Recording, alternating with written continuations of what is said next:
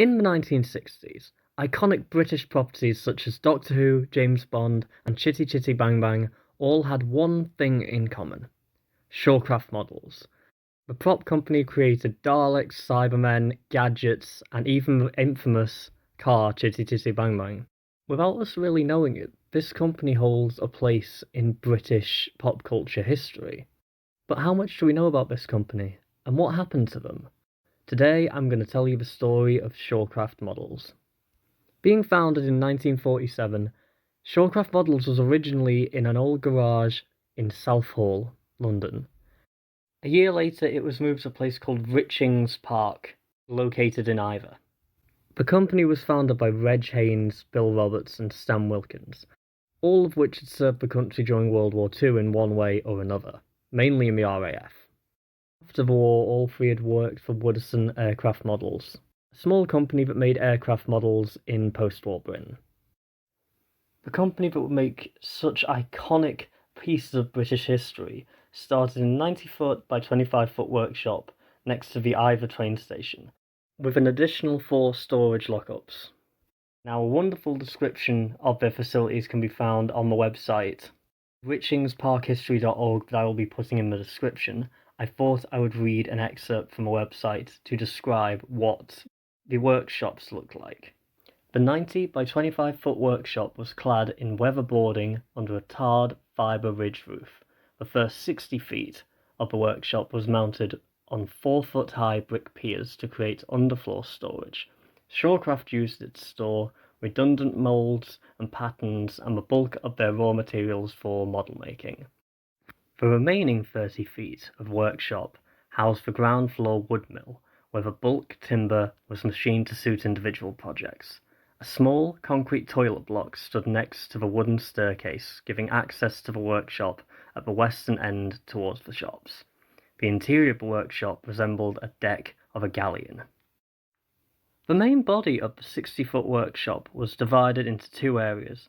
On the left stood 2 wood and metal working lathes, and on the right a series of benches for the rest of model makers. The office, with its floor-level letter slot, was at the opposite end of the workshop next to the main entrance and the staircase to the outside. Next to the office was the main fuse box and an antiquated electric cooker on which the workers heated soup, made tea, and melted blocks of Vinatex for rubber moulds. The inner wall of the office had a hatchway for ease of communication. The hatchway allowed people to reach through into the office and take telephone calls when the office was unmanned.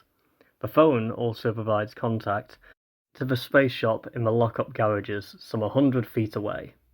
The machinery in the workshop consisted of a drummered lathe on which wooden bullets were turned out for the film industry, a larger metal working lathe, a combined jigsaw and disc sander, and a profile shaping machine, and a pillar drill. Many large sections of the wooden workshop walls, usually about 8 to 10 feet long, could be hinged or removed for the removal of large models onto the flatbed of collecting lorries. At first, given the founders' links to military plane model making, Shawcraft was at first known for making model planes from the war, with their models being seen in film as early as the 1950s with the long hop. But moving into the 1960s, they expanded their horizons and started making props of all kinds, and this is where they would get their place in history. Their models and full-size replicas for special effects in the film industry appeared in more than 25 films, made by such studios as J. Arthur Rank, British Lion, Hammer Films, Ealing Studios, and Shepperton. And these would range from aircrafts with 3-inch wingspan to a 68-foot wingspan replica of the Vickers Vimy and a 40-foot model of the Titanic. The films included such epics as Above Us the Waves, Angels 1-5, The Malta Story, The Purple Plan, The Net, Quatermass 2, Checkpoint, Reach for the Sky, The Battle of the River Plate, Sea Fury, and many, many more. Amongst that lot was Chitty Chitty Bang Bang and Superman 2. But of course, if you've heard of Shawcraft today, it's most likely due to their connections to a very particular show. In 1963, the company were contacted by the production team for a brand new children's science fiction show called Doctor Who, for their second ever serial, The Daleks. They were asked to create 4 fully functioning props for the monsters of the same name, as well as a model of the Dalek city. That iconic ice stalk, the dome, the whisks, the plunger, all of that stuff was done by Shawcraft Models, and they lay claim to making the first set.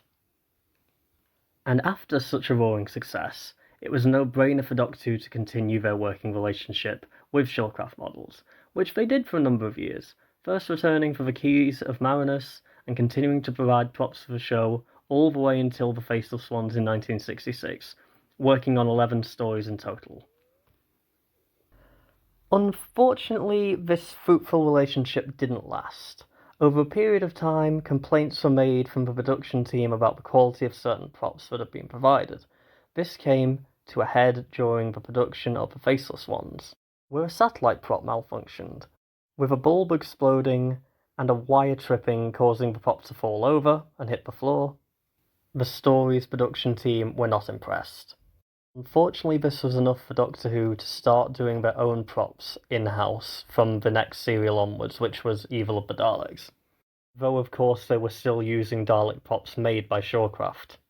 A documentary about Shawcraft's role in the history of Doctor Who can be found on Doctor Who's DVD of The Chase, entitled Shawcraft, The Original Monster Makers. Do be sure to check it out.